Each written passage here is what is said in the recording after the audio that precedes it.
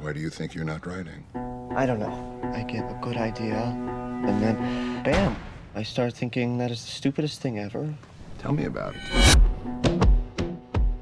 This is the true and impossible story of my very great love, Ruby Sparks. Calvin Weirfield is a novelist in his late 20s who, in his late teens, had a breakthrough bestseller novel and has never been able to follow up. So he's seeing a therapist who suggests to him that he write about someone who could love him completely. I want to give you a writing assignment.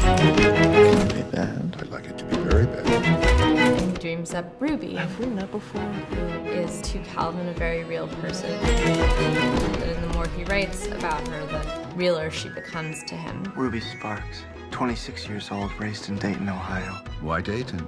Sounds romantic. Which is actually not a good thing because she doesn't exist. You're a genius. I'm glad you found something that inspires you. Inspires me. It's like I'm falling in love with her. That's wonderful. I can't fall in love with the girl I write. Why not? Because she's not real. And then, one day he wakes up and she's in his house. I missed you in bed last night.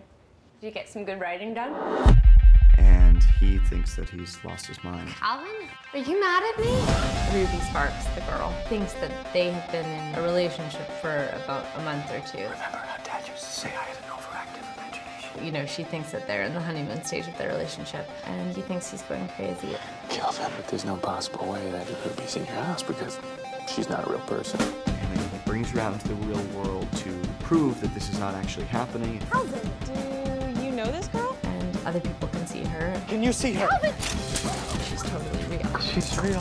Ruby! He goes from thinking that he's crazy to realizing that this girl that he is in love with actually exists. There's got to be some logical explanation. People don't appear out of thin air. She did. How? I don't know how. It's love. It's magic. And decides to take that leap himself and embark on a relationship with her. Have you tried writing more? Write something about her and see if it comes true. If it does, this is a miracle.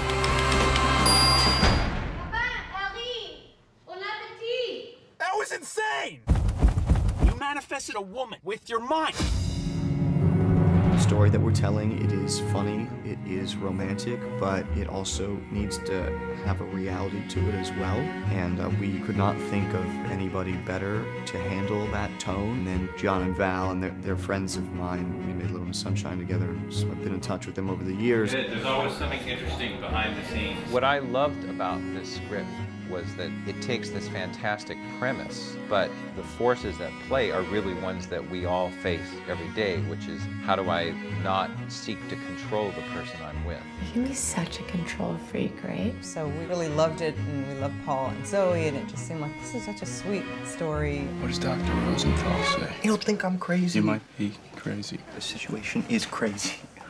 I am not. Really?